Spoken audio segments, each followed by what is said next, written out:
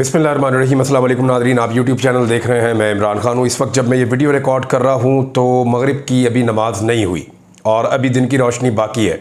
जलसा गाह जो है वो मुकम्मल तौर पे भर चुकी है। 8 सितंबर का जलसा जो है वो अपने पूरे अरूज पे पहुँच गया है। बहुत अजीबोगरीब काम किए रियासत ने, हुकूमत ने, रियासती इदारों ने, यानी इनकी तवक्को नहीं की जा रही थी। बाकायदा एक जलसा जो एक मखसूस एरिया में होना था, संजानी के इलाके में जलसा होना था और वहीं पे जलसा मुकम्मल हो जाना था, लेकिन इस जलसे को कई शहरों तक फैला दिया गया। पूरा इस्लामाबाद जलसा गाह बना हुआ है, रावलपिंडी जलसा गाह बना हुआ है, मोटरवे जलसा गाह बनी हुई है और लोग बहुत तेज़ी से अभी भी जलसा गाह की तरफ बढ़ रहे हैं। काफिले सारे के सारे रास्ते में है, जबकि जलसा गाह मुकम्मल तौर पे भर चुकी है। ये इतलात मैं आपको दे रहा हूँ वहाँ मौजूद सहाफ़ियों की रिपोर्टिंग की बुनियाद के ऊपर। बहुत सारे सहाफ़ी जो जलसा गाह में मौजूद हैं और अतराफ़ में मौजूद हैं, उनका ये कहना है कि बहुत बड़ी तादाद में लोग जलसा गाह में पहुँच चुके हैं और इस वक्त मगरिब से पहले जलसा गाह मुकम्मल तौर पे भर गई है। एक तो हुकूमत ने जानबूझकर बहुत बड़ी जगह दी थी पाकिस्तान तहरीक इंसाफ को, लेकिन जितनी बड़ी जगह दी उससे ज़्यादा रुकावटें इस्लामाबाद रावलपिंडी में खड़ी कर दी गई। पूरे इस्लामाबाद को और रावलपिंडी को कंटेनरिस्तान बना दिया गया था और इतने कंटेनर इकट्ठे किए गए और खड़े किए गए, कंटेनर्स के अंदर मट्टी भरी गई, जगह जगह पे मट्टी की पहाड़ियां बनाई गई। ये सारे काम करने के बाद पुलिस वहां से रफू चक्कर हो गई। देखिए, पुलिस का काम था सिक्योरिटी प्रोवाइड करना। बजाय इसके कि पुलिस सिक्योरिटी प्रोवाइड करती, पुलिस कंटेनर फेंक के भाग गई। आपको याद होगा मियां नवाज शरीफ जब गिरफ्तारी देने के लिए अपनी बेटी के साथ वो कहते हैं ना नारे लगा के, बेटी का हाथ थाम के गिरफ्तार होने पाकिस्तान आ गया। इलेक्शन सर पे था, मियां साहब ने इलेक्शन लड़ना था। वो जब मियां साहब हाथ थाम के बहुत सारे सहाफ़ियों के झुरमट में बरतानिया से पहुंचे थे जनाब अली पाकिस्तान, पहले आए यहाँ पे दुबई में और वहां से फिर पाकिस्तान आ गए यूएई से। तो जब मियां साहब पाकिस्तान पहुंचे तो सिर्फ बैरियर खड़े थे रास्ते में, एक कंटेनर भी नहीं था। पंजाब हुकूमत थी PMLN की, यानी उस वक्त शहबाज शरीफ साहब जो है वो पंजाब में हुकूमत कर रहे थे। शाहिद खाकान अब्बासी थे वज़ीर आज़म पाकिस्तान। नवाज शरीफ साहब उतरे थे लाहौर एयरपोर्ट पे और नवाज शरीफ साहब का दावा था कि एयरपोर्ट पे उनके कारकुन कब्जा कर लेंगे, बहुत बड़ी तादाद में लोग आएंगे और मियां साहब का फकीदुल मिसाल और तारीखी इस्तकबाल होगा। सिर्फ चंद बैरियर थे, ये जो हल्के फुल्के बैरियर नहीं होते, ये जो 5वीं जमात का बच्चा लात मारे तो उखाड़ के फेंक दे, ये छोटे छोटे बैरियर थे। और शहबाज शरीफ की और PMLN के कारकुनों की जरूरत नहीं हुई कि वो नवाज शरीफ की आमद तक एयरपोर्ट के नजदीक भी फटक सके। कोई नहीं गया नवाज शरीफ को एयरपोर्ट लेने, मरियम नवाज को एयरपोर्ट लेने। ये इनकी मकबूलियत है। जिस वक्त नवाज शरीफ का बेहतर टाइम चल रहा था पॉलिटिक्स में, नवाज शरीफ मुजामत का बयानिया अपना रहे थे, नवाज शरीफ गिरफ्तार होने के लिए आ रहे थे, यानी वो पीक टाइम हो सकता है एक पॉलिटिशियन का, तो उस वक्त भी नवाज शरीफ के साथी, उनके घर वाले, शहबाज शरीफ की हुकूमत, शाहिद खाकान अब्बासी उनकी हुकूमत, वफाकी और सूबाई हुकूमतें मिलकर अपने सारे कारकुनों को और फोर्सेस को लेकर एक बैरियर क्रॉस नहीं कर सके, कैंट में दाखिल भी नहीं हो सके। मैंने जावेद चौधरी साहब को चैलेंज करते हुए उस दिन टीवी चैनल पे कहा था, एक्सप्रेस न्यूज पे, कि जनाब ये मैं छोड़ दूंगा ये काम करना अगर शहबाज शरीफ एयरपोर्ट पहुंच गया तो ये कैंट में दाखिल नहीं होंगे। और मैंने देखा वाकई इनकी औकात थी, ये कैंट में दाखिल ही नहीं हुए, सिर्फ एक बैरियर ने इनको रोक दिया। और आज पाकिस्तान तहरीक इंसाफ का लीडर जेल में है, लीडर मौजूद ही नहीं है और पब्लिक सिर्फ निकली है। मशीनें पीछे अली अमीन गंडापुर के साथ थी, अली अमीन गंडापुर ने मशीनें लेकर आनी थी अगर जरूरत पड़ती तो। अव्वल तो यह है कि खैबर पख्तूनख्वा और पंजाब के रस्तों में जैसे हर मरतबा एक बेशर्मी की जाती है, रस्ते में ट्रंचें खोद दी जाती हैं, कील फेंक दिए जाते हैं, शीशे फेंक दिए जाते हैं, कंटेनर्स के अंबार लगा दिए जाते हैं, गड़े खोद देते हैं। ये सारे काम जो हर दफा किए जाते हैं वो इस मरतबा नहीं किए गए, क्योंकि हुकूमत को यह समझ आ गई थी कि अगर ये करेंगे तो अली अमीन गंडापुर का रास्ता थोड़ी रोकेंगे, वो फिर भी आ जाएंगे। लेकिन जब वो इस सूरत हाल में आएंगे तो फिर रिस्पॉन्सिबिलिटी उनकी नहीं हमारी हो जाएगी। लिहाजा खैबर पख्तूनख्वा से आने वाले काफिलों को वहां तो रुकावटें नहीं मिली, लेकिन इस्लामाबाद के अंदर कंटेनरिस्तान बना दिया गया था, यहां मशीनें भी नहीं थी। यानी एक तरफ आप PMLN और उसकी ताकत को देखें कि एक बैरियर क्रॉस नहीं कर सकी सारी जमात मिलकर, हालांकि इनकी 2 सूबों में हुकूमत थी। आज पाकिस्तान तहरीक इंसाफ के पास ना इस्लामाबाद में हुकूमत है ना रावलपिंडी में हुकूमत है। नौजवानों ने, कारकुनों ने अपने हाथों से कंटेनर घुमा घुमा के सड़कों से नीचे फेंके। यानी आप अंदाजा कर लें, कंटेनर बहुत वजनी होता है, बहुत सारे लोग इकट्ठे मिले, 150 आदमी इकट्ठे होकर उसको पकड़ के एक साथ जोर लगाएं तो फिर वो कंटेनर आप हटा सकते हैं। फिर कंटेनर के अंदर जो है सामान मौजूद हो, वजन मौजूद हो तो और ज्यादा जोर लगता है। जरताज गुल वजीर साहिबा, सबसे पहले उनके हमने मनाजिर देखे, वो पहुंची, उन्होंने अपने कारकुनों का उठाओ फेंको इनको, तो कंटेनर जनाब आपने देखे तिनकों की तरह लोगों ने उठा के फेंक दिए।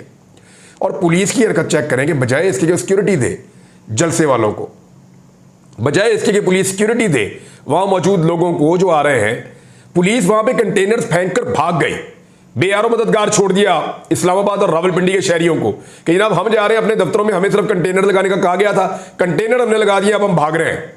पुलिस ने कोई बैरियर नहीं लगाया, कोई चेक नहीं रखा, कोई गाड़ियों को चेक नहीं किया, किसी किस्म की सिक्योरिटी प्रोवाइड नहीं की, पुलिस वाले निकल के भाग गए।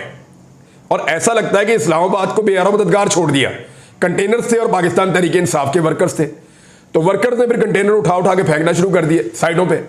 शेख वकास अकरम आए, उन्होंने हटा दिए, शेर अफजल मरवत के साथ लोग आए, उन्होंने हटा दिए, बाकी जो लोग हैं उन्होंने आए वो हटा दिए। अली अमीन गंडापुर को तो रस्ते में रुकावट अभी तक मिली कोई नहीं, जिस वक्त मैं वीडियो रिकॉर्ड कर रहा हूं, और वो अपना एक बड़ा काफिला लेकर आ रहे हैं। पहाड़ों से जिस तरह काफिले उतरे हैं और उनके जो मनाजिर हैं ड्रोन्स के, वो हुकूमत को खौफजदा करने के लिए काफी हैं। जो एक्सपेक्ट किया जा रहा था कि इस्लामाबाद में होगा, उससे बढ़कर हुआ है। इस्लामाबाद और रावलपिंडी के शहरी बहुत बड़ी तादाद में ना सिर्फ निकले हैं, बल्कि अभी भी काफिले इस्लामाबाद और रावलपिंडी से टूवर्ड्स जलसागाह जा रहे हैं। जलसागाह भर चुकी है, जलसागाह के आसपास लोगों की बहुत बड़ी तादाद है। बेशुमार रुकावटें मिलकर भी लोगों का रास्ता नहीं रोक सकी।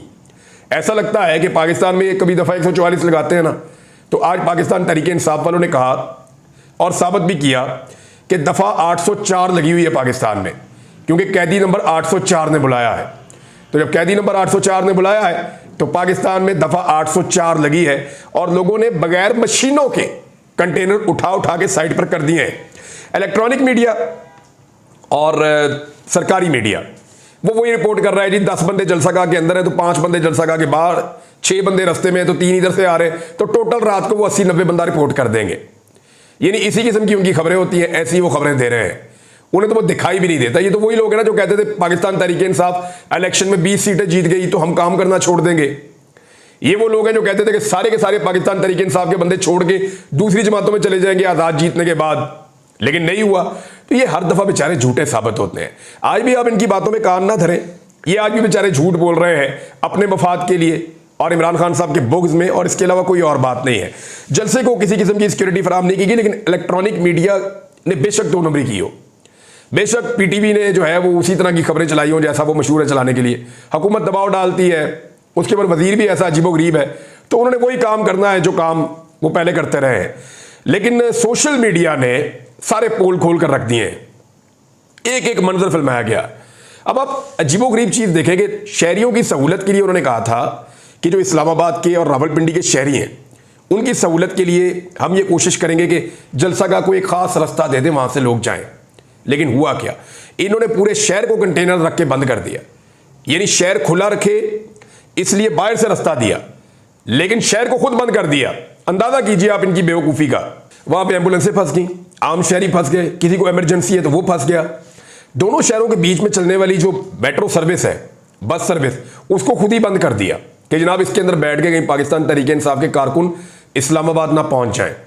हर किस्म की फैसिलिटी बंद करने के बाद, पूरा निज़ाम मुअत्तल करने के बाद इनको लगा कि शायद लोग नहीं पहुंचेंगे, लेकिन पाकिस्तान तहरीक इंसाफ के लोग इमरान खान की कॉल पे बगैर लीडर के जलसे में इतनी बड़ी तादाद में पहुंचे हैं कि कोई तसव्वुर भी नहीं कर सकता था।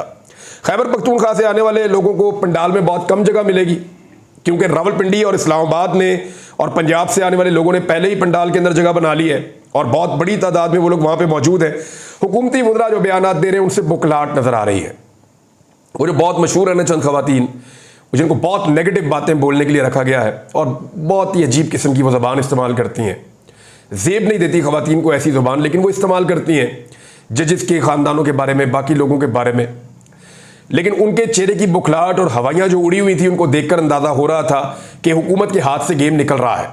उन्हें समझ नहीं आ रही कि लोगों को रोकें या फ्लाइट पकड़ें, क्योंकि देखें हुकूमत के पल्ले कख नहीं है।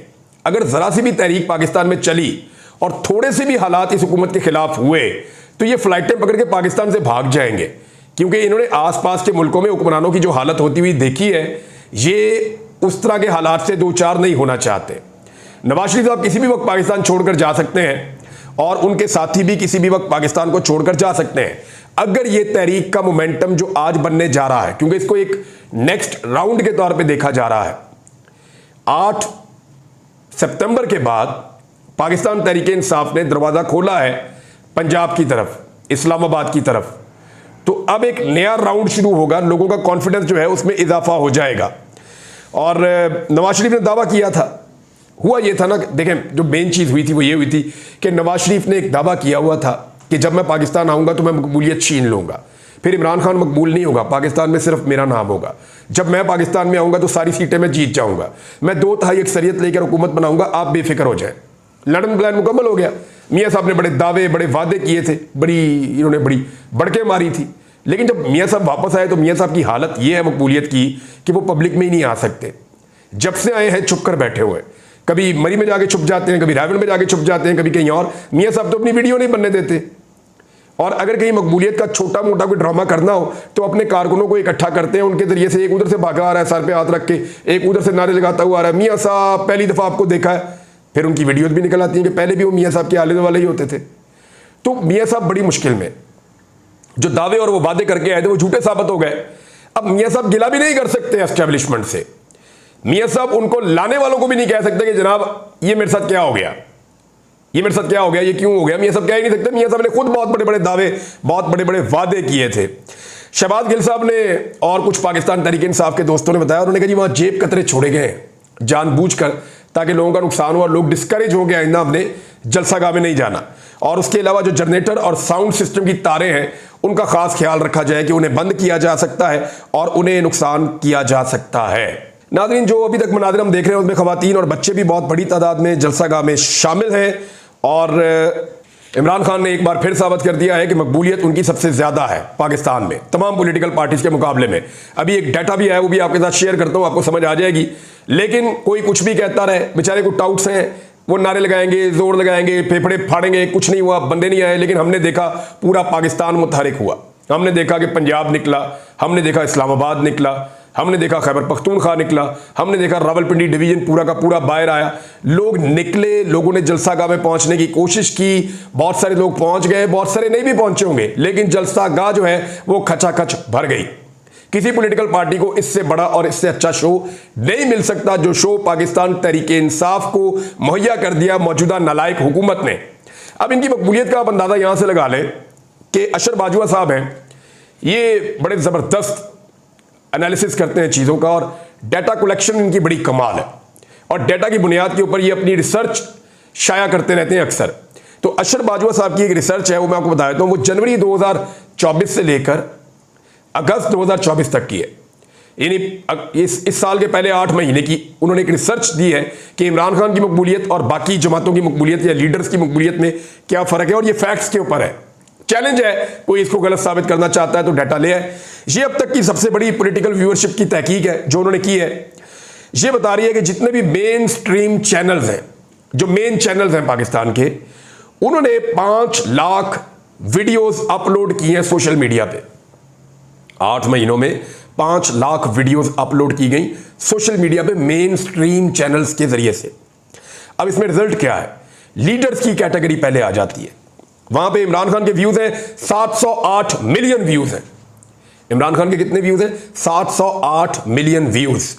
इमरान खान के मुकाबले में सारे पॉलिटिकल लीडर, चाहे जमात इस्लामी, फजलुर रहमान, ANP, नून लीग, पीपल्स पार्टी, सारे मिला दें, जितने लोग हैं सबको मिलाएं, तो इमरान खान के मुकाबले में बाकी तमाम के व्यूज वो 361 मिलियन है, आधे। यानी वो अकेला बाकी सब पे भारी है, डबल से आगे है। अब आ जाए आप पार्टीज का, ये लीडर्स का हो गया, पार्टीज का आ जाए। पार्टीज को जो व्यूअरशिप मिली है, पाकिस्तान तहरीक-ए-इंसाफ अकेली जमात के हक में जो व्यूअरशिप आई है वो है 771 मिलियन, 771 मिलियन। इतनी व्यूअरशिप मिली है पाकिस्तान तहरीक-ए-इंसाफ को। और बाकी तमाम पॉलिटिकल पार्टीज जितनी पाकिस्तान में है, जो जो रजिस्टर्ड है, उन सबको मिलकर मिली है व्यूअरशिप 217 मिलियन। एक तरफ 771, एक तरफ 217। ये है पाकिस्तान तहरीक-ए-इंसाफ की मकबूलियत का मुंह बोलता सबूत। और अब आप देखेंगे कि इमरान खान साहब के इस जलसे को इमरान खान की मौजूदगी के बगैर कितनी बड़ी तादाद में लोग सोशल मीडिया पर देखेंगे और वायरल करेंगे।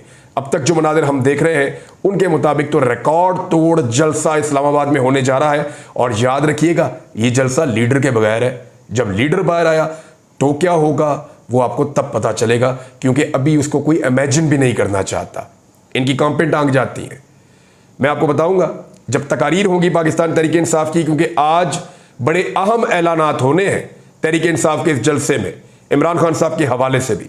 इमरान खान साहब की भी एक स्पीच रखी है, जिस तरीके से वो उसको बनाते हैं, मजबूरी है, ना वो नज़र आते हैं ना वो बोल सकते हैं, तो ना उनकी आवाज़ बाहर आती है ना उनकी वीडियो बाहर आती है, लेकिन लोग इमरान खान को सुनेंगे, उसका बंदोबस्त किया तहरीक इंसाफ ने। तो आप जलसा देखिए और उसके बाद उसके ऊपर एक एनालिसिस और डिटेल रिपोर्टिंग आपके सामने रखेंगे। अब तक इतने ही, अपना ख्याल रखिएगा, अपने चैनल का भी। अल्लाह हाफिज़।